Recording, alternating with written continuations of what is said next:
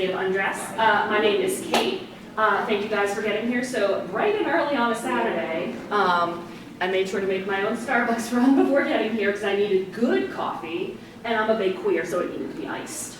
Because hot coffee is no, that's from my mother. Okay, so you are either here because you heard I talk about science, or you're here because you like BNHA, or you are here because your partner dragged you here. And so, I'm gonna use the petcoats. There we go. Okay. A lot of you want to mute it, you could also slide down. That's probably a good idea. Can everybody hear me? What? What? These rooms are very good at echoing. Okay. So, we are here to, mostly me, to talk about, this is called Quirky Science, Real Life Hero Quirks. And so if you were at opening ceremonies, you already heard some of these, but just to reiterate, when I am talking about this science, trust me that I have done my research, and I am literally a professional. I have 2 degrees in this crap.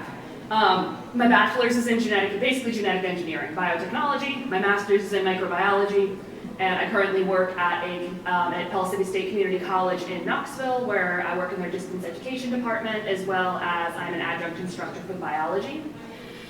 She is unfortunately not here today because she is being awesome and a genius in Texas. But the astro babe of the astrobio babe, Sarah, basically anything that is like physics adjacent is all her.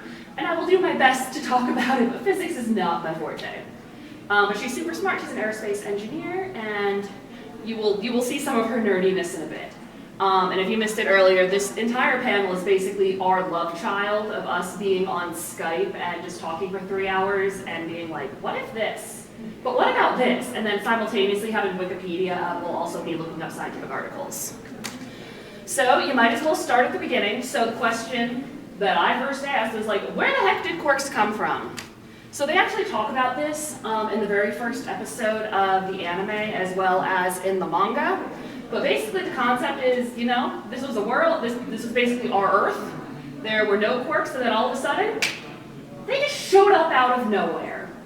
Now that's not quite how true evolution actually works. It does not go that fast. And so in the series, they postulate that there was potentially rats that were spreading a virus that then caused that introduced a mutation into the human genome. So this would kind of be, a lot of people think the Black Plague was spread by rats, but it was spread by the fleas on the rats. But it's that same kind of concept where you had an animal or an insect that was the vector, and then that allowed this sort of mass genetic change in this case. Again, is this super realistic? And also why being quirkless would be related to having the presence or the absence, like quirks being related to the presence or the absence of an extra bone in your toe. Makes no freaking sense. Usually, if you have a trait that evolves and it continues through multiple generations, there's some kind of benefit to it. But there is the possibility of what are known as linked genes, where 2 unrelated genes are just so close to each other in the genome that they always just get inherited together. So, who knows?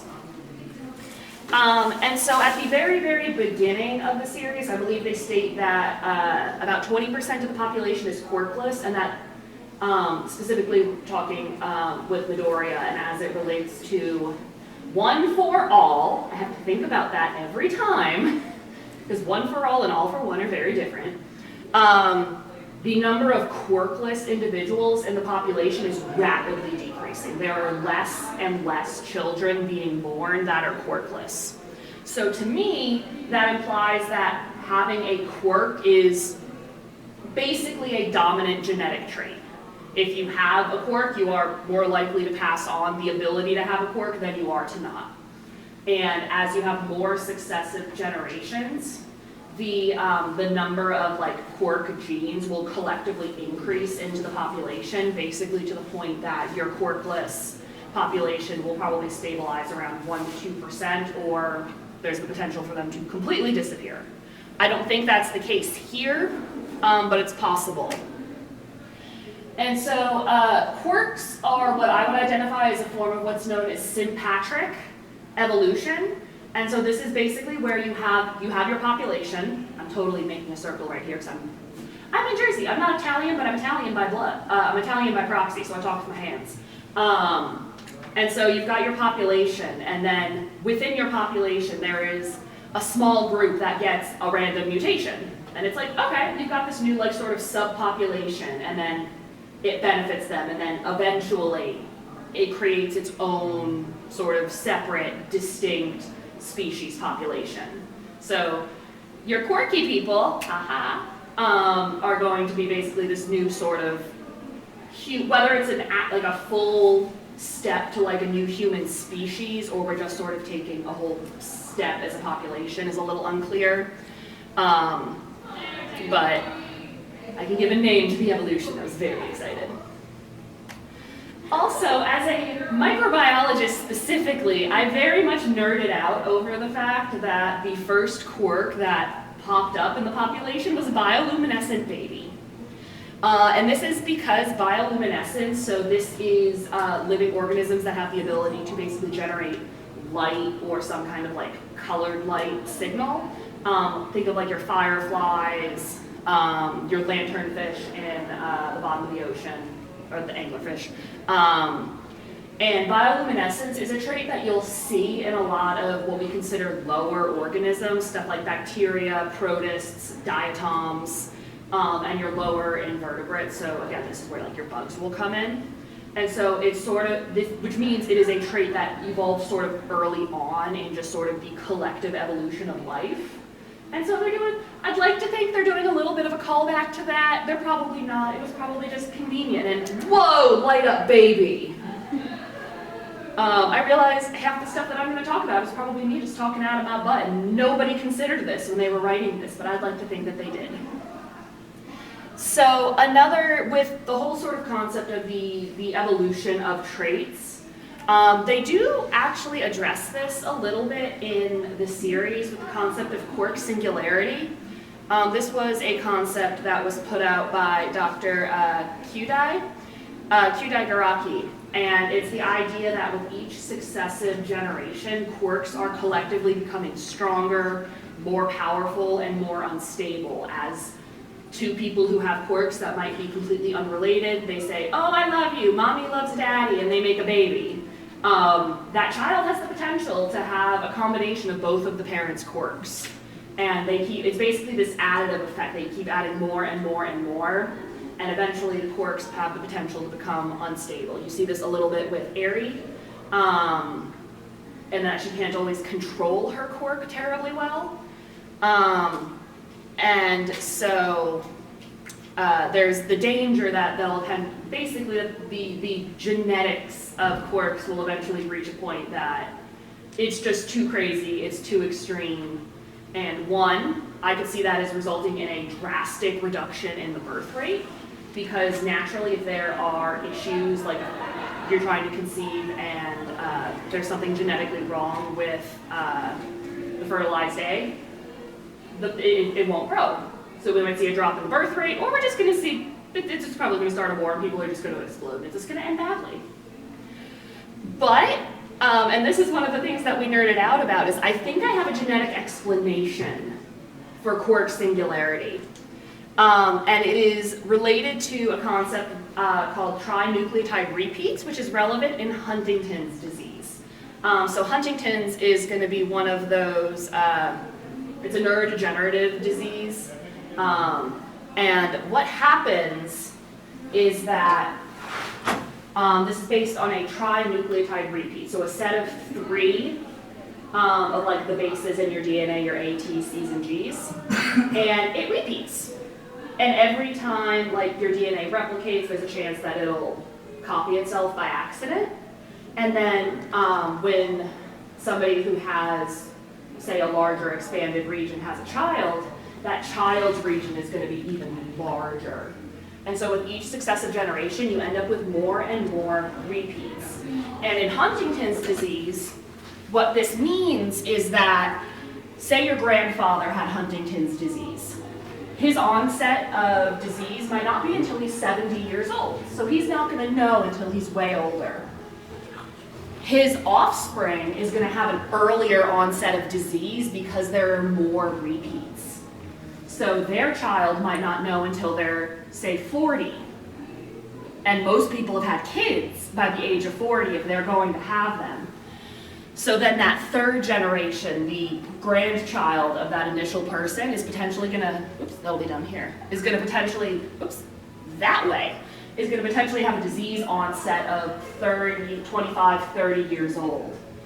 The disease starts earlier and the symptoms become more severe the more of these repeats that you have. That sounds a lot like Quirk's singularity, where quirks get stronger, more powerful, and more unstable as you have more generations. So I have a speculation that, at least in whatever genetic system causes quirks, which I've not figured out, I don't know if I'm ever going to be able to figure it out, does have at least some relation to this trinucleotide repeat concept. So, speaking of quirks, quirks are a family affair. They claim that it is Mendelian inheritance, which is your standard, there's dominant and recessive traits. I think that the ability to have a quirk is like that. So like, do you have the potential to be an individual with a quirk versus not a quirk is? But what quirk you get is obviously, in my opinion, much more complicated than that. Because how could the gene that controls, like a gene that would give Bakugo the ability to secrete nitroglycerin be the same as what gives Froppy all of her frog traits? Seems absolutely balls off the walls to me. What was his dad's quirk? I forgot. Yes. Yes. His mom was glycerin and his dad was nitrous. Yeah, because So I when thought they combine, they make nitrous. His combined, that's yeah. what I was thinking. Yeah, and I'm gonna talk about that actually. Sorry, I didn't mean it. No, trust me, you're all good. So whether it's more complicated than that, the series does, like, it puts this really crappy version of a pedigree in front of you that does not mean anything. I've tried looking at it like frontwards and backwards and I can't make sense of it. So they're trying to be sciencey, but they're not really succeeding. So there, I see sort of like, generally speaking, like 4 broad categories of like, sort of this family inheritance of traits. So this does not include mutant quirks, where like somebody gets a quirk that is completely different and unrelated to their parents. You have the Ida family. I love Ida, I cosplay Ida, he's my boy. But I have questions about the Ida family because how they maintain the genetic purity of ensuring that every generation has the exact same quirk. It just goes to a different part of the body. I don't want to think about that too hard. And there's, and something I'll talk about a little bit later, there is the potential that in some families, because of something known as genomic imprinting, they can guarantee that you'll always inherit the father's quirk or you'll always inherit the mother's quirk. But without that, there's questions. There's questions. You have Bakugo, who is an example of what I like to call a synergistic quirk, because he basically took his mom's quirk and his dad's quirk, put them together, and they create something that is greater than the sum of the original sort of quirks. And I'll talk a lot more in detail about that in a couple of slides. You have Todoroki. A part of me is salty that I have to talk about Bakugo and Todoroki because I don't particularly like them as characters. But Todoroki is a chimera. Yes, I am referring to, at least the name comes from the Greek the mythological beast with like, what is it, body of a lion, head, it could be really one thing, it's like wings of an eagle. Basically, you put a bunch of things together and copy and paste them together. And in his case, he got, from his mom, he got the sort of cold side of his quirk, he got part of his father's hellfire. And so basically, like in the cells in his body, you could basically color code them where like some of them have the ice quirk, some of them have the fire quirk. None of them have both. It is one or the other. And there are human chimeras, people who have heterochromia, so two different color eyes. One of the ways that happens is because of chimeraism. They have two different lines.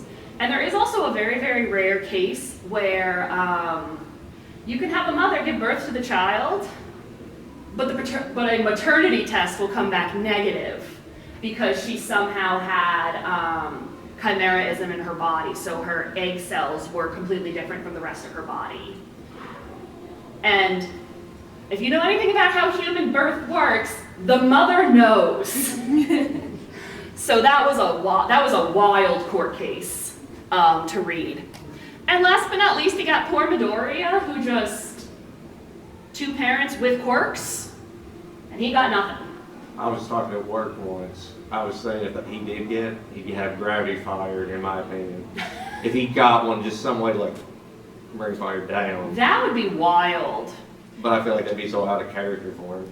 It would, and I mean, he wouldn't be Midoriya if he was not quirkless, I feel like. Yeah. But, and so there is still this possibility that whether it's random mutation or maybe the parents' quirks are just so polar opposite, they just don't jive genetically for some reason, that he ends up without no quirk. Who knows? And so especially in the case of Todoroki, what also potentially could have happened with his chimeraism is that he might not actually be a chimera, and that all of his cells do have both the fire and the ice quirk, but one of the genes is silenced. So maybe the frost quirk is silenced on the Oga, that's his left side, that's fire, and on the right side, the fire gene is silenced. This could potentially be how you have the Ida family is able to sort of know, and like it's very important to that family that everybody has this engine quirk. And so if the engine quirk happens to be maternally genomically imprinted, actually it's probably paternal in that case, because it's usually the men that we see at least, where the father's version of the quirk gene will be on while the mother's is off, would be a way, and if you knew that, that would be a way to guarantee the quirk existing through the family line. So now I'm going to get into the part that I like to call is, whose quirk is it anyway? So this is where I'm actually going to finally start diving into some of the quirks. I've got 2.5 deep dives into quirks, and then it's going to sort of just become rapid fire. Hey, here's the thing, and this is how we think it works. So just to give a little bit of background, there are 3.5 types, like sort of categories of quirks that they are grouped into, and this comes straight out of the manga source material. You have emitter quirk types, which are the people that can like shoot something out of their body, or they can alter materials around them. You have transformation, which is mostly people like Momo, who they can alter the body, either put out extra body parts or the like. There's a subcategory of this that gets talked about in relation to Erie and All for One, One for All, called an accumulation or a stockpiling quirk. An example of this is going to be Fat Gum, who needs to take in all of the fats, all of the sugars. He needs to actually physically increase his body mass in order, like he stockpiles all of these materials before he can go in and then actually do what he has to do. And finally, you have mutant quirks. These involve physical manifestations, so these are the people who get a tail or a floppy. So, talked a little bit about Bakugo earlier. And so he was an example of what I called a synergistic quirk.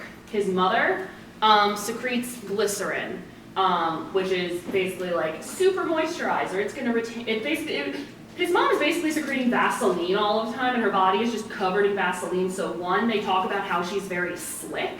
I don't know how they have hardwood floors in their house, but it's also why she credits herself to looking so young. Her skin is kept young and moist and moisturize me and all this other good stuff. His father, we looked at translations, we looked at like the English translated manga. We tried finding the original language in the Japanese because he is described as having an oxidized, like his quirk is oxidizing. And for me, with my background in biochemistry, you talk about what I think of as an oxidizing agent, that's an acid. Sulfuric acid, hydrochloric, phosphoric, whatever. And they talk about how he can, like, if he not necessarily snaps his fingers, but like he can make like a tiny explosion in his hands. And that's because if you have a really strong acid and you expose it to the air, it'll react. And it'll basically make a little like poof sort of reaction. But, and as we know, Bakugo secretes specifically nitroglycerin from his skin. And the way that you produce nitroglycerin in like commercial settings is you take glycerin, you expose it to acid, aka an oxidizing agent, and you get nitroglycerin. So they did do some scientific research when they were creating Bakugo, because him secreting nitroglycerin is the perfect mixture of his parents' quirks. And so, specifically, they describe Bakugo's quirk as he secretes nitroglycerin-like. So, is it really nitroglycerin? We're going to consider it nitroglycerin for our purposes. Sweat specifically from the palms of his hands. And that comes from the fact that his dad's oxidizing quirk is specific to the hands. And he can ignite it on command. I don't quite think that's the case. I think it's just the fact that nitroglycerin, if you've ever watched, The Legend of Zorro, if you shake or look at nitroglycerin the wrong way, boom, it just explodes on its own. It's super unstable. And so he can create these really crazy large explosions. Now, if you were at opening ceremonies yesterday, you heard me spoil the fact that Bakugo canonically will smell like roasted marshmallows because nitroglycerin smells like roasted marshmallows. Fanfic writers, do what you will with this knowledge. Use it responsibly. But does anybody else know what nitroglycerin is used for, or what we sometimes call nitro? You can just shout it out. Heart medicine. Yes. So, nitroglycerin. So if you are suspected of having a heart attack, your like EMTs will put a nitroglycerin tablet under your tongue because it'll rapidly dissolve. And nitroglycerin is known as a vasodilator. Blood vessels dilate or make larger because they're trying to increase the blood flow in the body so that you don't lose blood flow either to your lungs, in which case you stop breathing, or to your brain, in which case damage happens. Not that we all already don't have enough. So, Bakugo is constantly secreting nitroglycerin. His blood vessels are constantly being dilated. And which means that his blood pressure just on its own is probably tanking constantly. So if we didn't consider any other factors and he just kept secreting and then presumably reabsorbing some of that nitroglycerin, he's gonna have really, really low blood pressure. And if you have really low blood pressure, like if you've ever stood up too fast after sitting down, you start to black out and sometimes you faint and pass out. But as we all know, Bakugo does not constantly faint and black out during his existence. So there's a reason that he's angry all the time.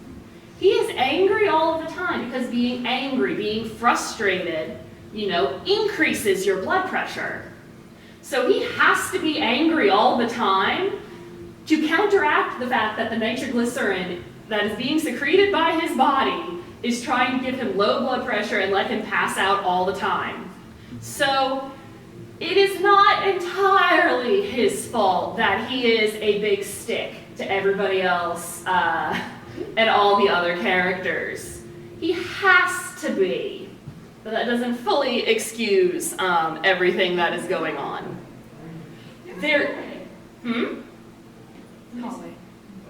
Yes.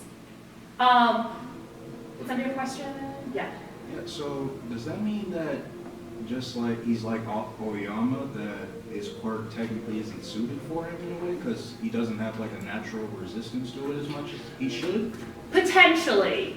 The other explanation for what's going on here is that because his body is constantly exposed to these, to the nitroglycerin, and so his blood vessels are always vasodilated, that either he has an increased heart rate to try to increase the blood pressure that way by pumping the blood faster, or he just has a larger blood volume.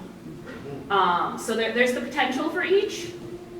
But you can't tell me that him being angry all the time is not the most story-satisfying explanation to try to explain his quirk.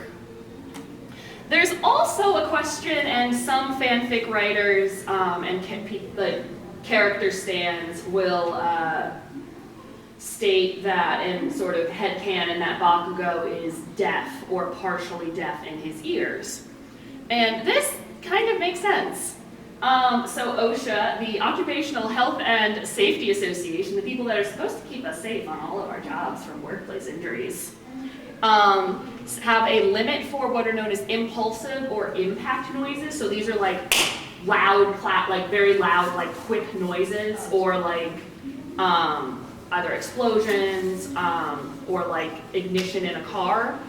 That noise limit it's not supposed to exceed 140 decibels. It doesn't matter how long it's for. If it exceeds 140 decibels, it's not supposed to be in your workplace, or you are supposed to be provided, protective ear gear. A dynamite blast on its own is already 140 decibels, and nitroglycerin explosions are going to be at least that, if not more. And Bakugo is constantly boom, boom, boom, boom. So he is pretty much on a regular basis being exposed to decibels of sound that, if continued, will result in permanent hearing loss. Again, the dynamite explosion is 140 decibels, and a lot of this happens because the in your ear, the way that sound is detected is using, there are little hairs in your ears, and sound is waves. And so I make my noise, like imagine them like radiating out from where I am here. They go into your ear, and the little ear hairs are gonna wiggle. But if you have a really, really strong, loud noise, there's the potential for those hairs to get damaged. That's why you sometimes get like a ringing in your ear. Also because that messes up your vestibular system, which is about balance. And so he probably has very damaged ear hairs, and your boy needs ear protection. But I don't think that would fit into his cool, like, Explosion Murder King aesthetic. And so, but he also, feeding into the fact that he is angry all the time, very, very loud noises can make you more tired. They can make you cranky. Loud noises can cause health problems like high blood pressure, faster heart rate, upset stomach, and then problems sleeping. And that's all from the American Speech and Language Hearing Association. So, yes. Wait, so with that, would it also, I guess, maybe kind of make sense that the explosions also kind of help counterbalance his low blood pressure? Potentially, yes. But it's also causing, in this case, it's causing damage to other physical parts of the body. So, physical damage versus social, emotional damage of your friendships. Who knows? Yes. So what you're saying is he should be passing out all the time, and if he's not passing out all the time, then he should at the very least have trouble walking straight? Basically. I mean, he's going to have trouble walking straight, I think, regardless. I mean, the way he walks is atrocious, but... Yeah.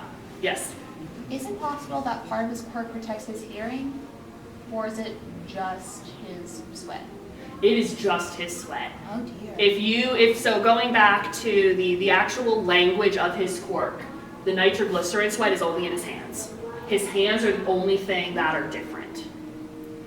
And so your boy is just, he's angry all the time, but he partially has to be angry all the time. He has all the waifus following him because he smells like marshmallows. And he can't wear his hearing protection because it doesn't look cool. So he's just a recipe for disaster. Yes? Shouldn't all the explosions be like ripping his hands and arms apart? The force? That too. That too. Like the nitroglycerin, even if it was like some glycerin derivative, none of that has any kind of protective motion. I know the big gauntlets that he has, part of that is it allows everything to be directional. So that could help like pull some of it away. But yeah, his hands, he shouldn't have hands. He's just problematic. I know a big part of the gauntlets is that they also store his sweat. Yeah. So he can make bigger explosions? Yes, he does. And that's the whole point of it, is like he collects, it's kind of like a fuel tank.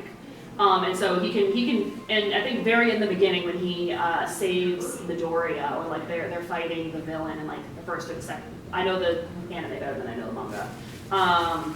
Like he can still put off his explosions without his gauntlets. They're just a little bit weaker because he's only limited to whatever sweat is on his hand at the time. Also, I would hate to be his girlfriend. Or partner. The marshmallows. Nah, not worth it. So moving on from everybody else's problematic fave, we're going to move to my other favorite character in the show, which is Momo. Her quirk is creation. It gives her the ability to create any non-living material from her exposed skin through the molecular manipulation of her fat cells. Now I'm going to be very nitpicky here. Molecular manipulation. In your body is mostly made up of what I like to refer to as schnapp. Sulfur, hydrogen, sulfur, carbon, hydrogen, oxygen, phosphorus. Schnapp. It's fun to teach undergraduate students and tell them schnapps is a way to remember it. And so, if she is molecularly manipulating specifically her fat cells, these are the chemical structures of all the different types of fat you can find in the body, and they are only made up of carbon, hydrogen, oxygen, and phosphorus. She, based on the words of her quirk, she is taking carbon and turning it into steel, or taking carbon and turning it into iron or gold. That's not molecular manipulation. Molecular manipulation would be taking fat and turning it into sugar. I guess in her case, she could turn her fat into a diamond, because diamonds are made of carbon, which she does have in her body. What she is actually doing is atomic fission and fusion. She has to break down atoms. Like she has to take 6 carbon atoms and smush them together to make a single atom of, oh god, I don't remember what 36 is on a periodic table. I don't have it memorized, never have me memorize it. Does anybody know what specifically fission is used for? Is it nuclear reactions? Yes! She is literally a walking nuclear reactor. She is an atomic bomb. As cool as it is that she could like solve world hunger by taking all of like eating garbage and like producing good food, she could destroy the economy. Like, she's OP as crap, and the fact that she has humanitarian like goals is great. But she's also a walking atomic bomb, so that can be a little problematic for a couple of reasons. Is she a Gemini? I don't actually know. If somebody wants to look that up and let us know. But yeah, so again, this was another case where we very much stuck to the language that the manga uses to describe her quirk. We watched the episodes of the anime where they talk about her quirk to see if they maybe changed the way that they described it. I hit up chemistry and physics textbooks to be like, is there any way that molecular manipulation is referring to atom splitting and changing one element to another? And the answer is no. So her quirk description is either not accurate, or the way they represent her quirk is not accurate. Regardless, boom. Okay, so so I believe this was in one of the movies or OVAs. Actually, no, it's the hero exams. There's a lot of Bakugo in here, and it upsets me because I hate him. Oh. Don't come at me. I have a love-hate relationship. Ask a question about Momo. Yeah. Do you think her and everyone around her is constantly suffering from radiation poisoning? Ooh. I mean, it would only happen when she actively uses her quirk, right? Yeah, that's All the time in hero school. yeah. What if the radiation poisons when someone ingests something she makes or actively wears it? I don't know because I feel like you wouldn't necessarily. There's no reason to think that there would be any kind of like radioactive. You get radiation because there is either alpha or like beta particle decay. Right, but you God, I can't- wish Sarah was here right now. She would be able to talk about this. Right, but if you mix and match the different parts of an atom, you're gonna Yeah. get some extra parts, and those just kind of fly off as alpha or beta radiation. Yeah. And the energy can be light, as you see in the picture, or Yeah. gamma rays. Yeah, I don't so, think all of it's gonna be that light.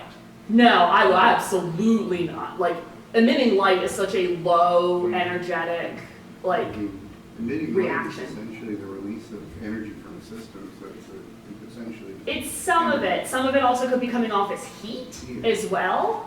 But I think given the extent of the transformation that she is occurring, because most of like the fat cells are all going to be, I think it's like group 2 elements. So these are all going to be elements that have really only between like 6 and 12 atoms, with the exception of sulfur and phosphorus. And so she's doing massive transformations if she's turning it into iron or copper or steel. I keep saying steel. Steel is not an element. Steel is a combination of metals. And so I imagine it would not be unreasonable to think that she is probably releasing some kind of either alpha or beta radiation when I think when she is actively doing the transformations. If there was any residual on whatever she produced, usually she's the one interacting with it, and it should dissipate pretty quickly, that it would be a non-issue, that if she like made a hat, waited a couple of seconds, shook it off, and then gave it to whoever she gave it to. She's just permanently on iodine pills. God, probably, yes. Well, not to mention, it seems like she's pulling matter ex nihilo, because she pops out cannons and mopeds, and you can't tell me that all that mass comes from her, from her fat. They're claiming it does, and again, this would factor into like the actual, like if I tried to put this into a chemical equation, like she would need like 6 times as much carbon and fat to produce like even just her normal, like her pole arm. So yeah, she should probably realistically be more like Fat Gum, in the sense where he actually physically gets larger and larger and larger. And then as he expends his energy and like she would expend her resources, she should start to get smaller. But that's not pretty. And girls need to be pretty in anime and manga. Yes? Is she converting glycogen into glucose, or is it just straight up glycogen? It is fat cells. So that is going to be a combination of phospholipids, triglycerides, and potentially some like cholesterols and steroids. And for the most part, the bulk of those are going to be limited to just carbon, hydrogen, oxygen, and phosphorus in terms of their molecular structure. So no sugar at all? No sugar apps, no. Her stuff is all fat-based in her case. It's Fat Gum, and Fat Gum is all his food. Sugar Rush is the one who his is based on sugar, and him it's sugar to like strength and energy, which also makes sense from like a mitochondria, or the powerhouse of the cell, and that's all the energy in your body is, because everything you eat gets eventually turned into glucose. Yup. So any more questions about Momo before I move on? Okay. So this is where Sarah went full engineer, because she was watching the Hero Exams episode, and there's this, we call it the Geyser Escape Plan. Bakugo, Todoroki, and Midoriya are trapped in this building, and there is water rising. And so they come up with this harebrained plan, and Bakugo's going to explain it here. Unfortunately, at least at the time that I pulled this, it was only subbed. I don't have a dub yet, but I need to find it. Come on. How are you not? Ugh. Oops, no, big sound. Why are you not?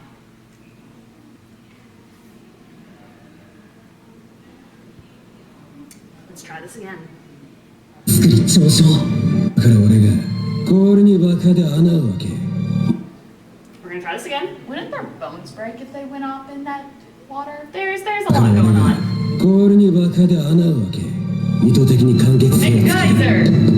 勢いよく吹き Water will gush out! その表面を Todoroki 轟 can く make a 脈 place を for ら them せて to 柱を stand 作 in り ice as they 調子 rise up.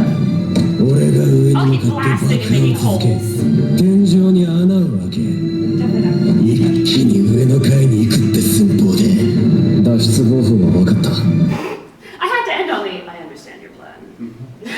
So basically, like I said, they're in this building, water is rising, and there's a floor underneath them.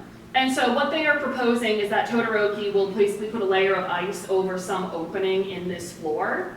And so what that will do is, if the water is still trying to rise and there's nowhere for it to go, it should hypothetically build up pressure. They'll blast a hole in that ice, and then they'll basically ride this like platform of ice just up this geyser.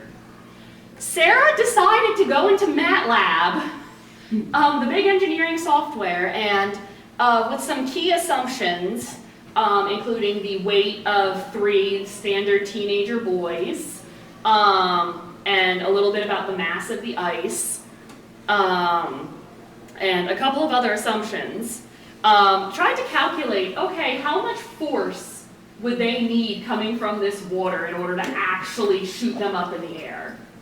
For context, your average garden hose is going to have a flow rate of 1.51 kilograms per second.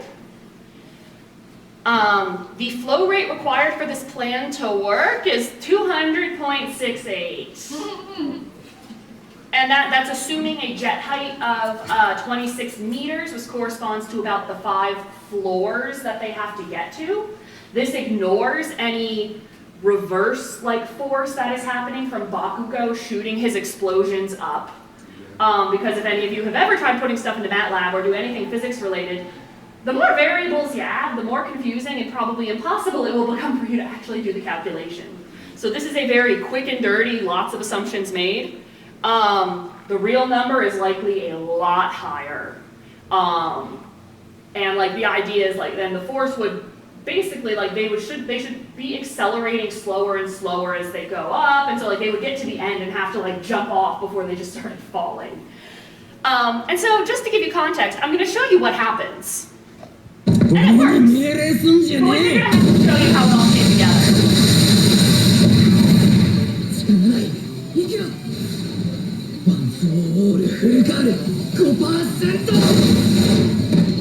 And in this case, they had Midoriya helping with these stations. Up they go, he drowns. Oh yay, ice platform. Smooth. How do you get up there? I think Todoroki grabbed him. Yeah, Todoroki grabbed him and supposedly pulled him up. So he's also working against all of that force. Wouldn't the explosions offset some Yes. of the force of the pressure? Yes. How Why is didn't they just create the holes in the first place? Anime! Complicated calculations. We're making this all happen. It's fine. My Yes. question is, with the explosions, why are they getting pumped up in concussive ways? That too. I mean, anybody around Bakugo has hearing problems. Everybody around him should have hearing problems. People should be getting, like you said, concussive blasts. So all of them probably have concussions. They're probably covered in bruises from all of these explosions, and that doesn't include any of the shrapnel that comes off. Ooh. Bakugo is just, he shouldn't exist. Do you think Just put him under the rug. Do you think the hearing damage is why Bakugo and his mom always yell at each other? Probably. They can't hear each other. Yeah, probably. And so that a lot of fanfic writers take advantage of that. They need to learn sign language. Yes, and a couple of them do actually put that in. I have not read it. My partner has, and by partner I mean my science partner in crime. She has, and some like if somebody puts that like Bakugo deafness sort of characteristic into their story, they add sign language to it, which is pretty cool. I've also seen a lot where they give Bakugo cochlear implants. Ooh, okay. They just use them all. That's still not gonna fix the problem because they'll just make it explode every time. Well, so my understanding for a lot of fanfic writers, if they make him deaf, he either doesn't wear them when he's doing hair activities, or like he turns them off and will only turn them on if he needs to hear like the other character. Like they connect it to whatever radio system. they have. So selective listening. He already displays that, right? And everybody, this is why I love doing panels like this, because people bring up fantastic stuff like the cochlear implants, the radiation questions about Momo. So everyone is. I get to talk about this next. So if you see this panel at another convention, you'll learn more. But yeah, that's how the geyser plan worked. And Sarah literally brought her math to one of her engineering instructors and asked, how would I do this? Am I doing this correct? And then her entire class went on like a complete just side trip on the anime geyser escape plan. This is our friendship in a nutshell. It's great. Especially because like we come from opposite sides of science. And My Hero is one of the animes where they give us enough information that we can make some safe assumptions about some of the stuff, and we're not like making these giant leaps of faith in terms of the information, and it brings in a good combination of physics, biology, chemistry, and all that other stuff. So when you're learning to do engineering calculations like that, it always helps to come up with something interesting to calculate. So like I had a professor that when I took dynamics, made us do Coyote and Roadrunner problems. Yes. So if you guys are around tomorrow, if you guys are around tomorrow, I'm doing a cells at work panel.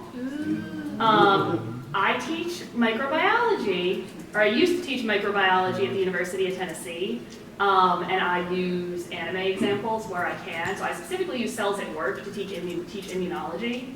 And I did write an anime. One of my students, I themed my exams, and they requested an anime one. Ooh, nice. That was a wild ride to write. Because, what did I have? I think I had, like, the outer senshi, like, doing something with sequencing, like, space bacteria. It was bizarre. But yes, using, like, anime, using like regular just pop culture cartoons, books as a teaching tool can make a huge difference. And that also is sort of what influences me to keep going with these kinds of panels to hopefully inspire others. So I've got about 10 minutes left, so I'm just gonna go through a couple more of our quick like one-off quirks. So one for all and all for one are an example of a non-hereditary quirk. So these are not ones that are just like mom and dad make a baby and there it goes. Basically what happened, it resembles more to me horizontal gene transfer that you see in bacteria, where like you'll have one bacteria get close enough to another bacteria, it'll stick out a pilus, and it'll literally like make a bridge between them and then give it a copy of just a random piece of DNA. And this piece of DNA is not critical to the survival of the cell, it's just something extra. This is how antibiotic resistance gets transferred around in bacteria in the environment and why we have problems now. The weird thing about all for one and one for all is that the donor loses the gene, which is not how it works in bacteria because they just make a copy of it and then give the extra copy. I can't explain why they would lose it. And also why like eating a piece of your hair would mean every single other cell in your body loses the quirk, or like it slowly starts degenerating. I think because there's this, especially with all for one, even after he's transferred the quirk, he has retained some of the power. So maybe it has something to do with some kind of oh no. It might have something to do with like an epigenetic change in the cells that potentially then makes the gene unstable, and so in the host it then breaks down, which is why you don't see it degrade all over time. I was thinking like maybe the F plasmid just breaks down after it's used, it just kind of breaks apart after. It's like a time. My notebook's all the way over there. You could also argue it's like a parasitic version of a quirk because a lot of Ooh. parasites require a host, and if they leave one host and go to another, maybe that host body no longer can support what it learned from the parasite. That's very The Host by Stephanie Meyer. It is, but I was also thinking like Invasion of the Body Snatchers Yeah, as well. that's definitely an idea too. It's like it's a theoretical version of like Parasite, but Hey, guess what's gonna get added to the long form part of this? Yes. But like, what if he actually hasn't been like taking the quirk, he's just been making other people's like DNA forget it like function that way? Like, they still have that copy, he just kind of locks it. You're talking about the case for like All for One where he takes other people's quirks? Yeah. Yeah, the mechanics of that are a little more wishy-washy. I guess I should probably more clearly state, like, I'm talking more about like One for All probably than anything. I would have to think about that a little bit more. maybe it's just psychology. Maybe. Your brain just can't think that. Speaking of psychology, so you've got Aizawa. I've had some fun conversations about what people think, like how his quirk works, because it's just based at looking at somebody.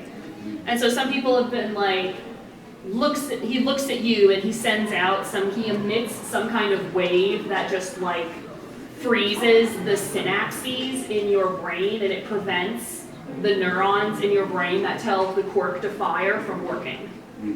My brain was like, oh hey, this is like CRISPR, where which is or like what's known as RNA interface, which are two ways to genetically silence a gene. Because I can totally just send RNA through my eyes to every one of you here, because that totally makes sense. Maybe there's something in his tears, but that doesn't make. There's a lot of limited stuff. Look, Lunch Rush. This is one of Sarah's. Just look at him. He's such a good boy. He's just a machine. He makes food and he wants people to be happy. Just look at him. Gran Torino. His quirk is jet. It allows him to shoot air out of holes on the soles of his feet. So there's a big question about how he builds up the pressure to be able to like shoot the mass of a human body into the air. They talk about how he's gotten shorter and shorter and shorter over time because of his quirk like pushing up from the bottom first, and there's inertia, so an object at rest will stay at rest, so like his feet will start moving first, and if there's any delay in his torso moving, it's probably just compressing his vertebra, who knows? There's a question of whether there's a weird like breathing system where he'll breathe in like very quickly and then it just shoots through his body. There's lots of questions, it doesn't make a lot of sense. 13 is a walking black hole. How does she not destroy the planet at all times? There is something called a Schwarzschild radius, where apparently, you know, depending on like, basically she's a black hole, but like it only affects such a tiny area. You have Recovery Girl. There's a lot of crazy stuff with her quirk, where the healing process, she like uses up the life, so either she's using up the life of the person that she is healing, or she's giving up her own life to heal them. Invisible Girl all has to do with light reflection. She's kind of like a crystal. And so that's why she can do the whole magnifying glass with an ant thing to shoot lasers. What is going on with Todoroki's uniform? Half the time it is flame resistant, half the time it is not. Nezu, he is a literal animal, so quirks are not related to humans. So imagine what that means. Didn't they Nezu with quirks though? Sorry. Nezu was, because he's one of the,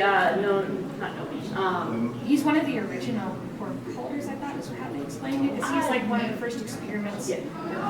The TLDR, animals can get quirks, and if they can take us over, I don't blame them whatsoever. And because I think it is hilarious, Lizard Splitter.